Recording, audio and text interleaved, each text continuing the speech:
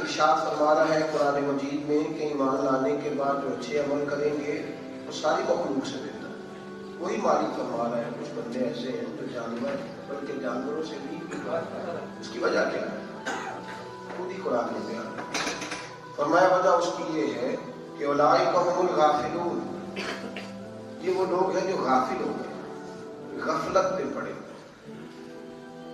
انہوں نے کبھی غور ہی نہیں کیا، اپنی آنکھوں کو وہ چیز دکھائی نہیں جو اسے دیکھنی چاہیے،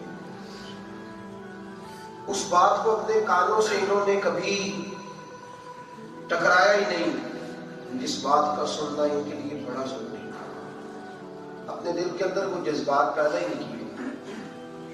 جن جذبات کی انہیں ضرورت تھی، جن احساسات کی انہیں حاجت تھی، انہوں نے پیدا ہی نہیں کی،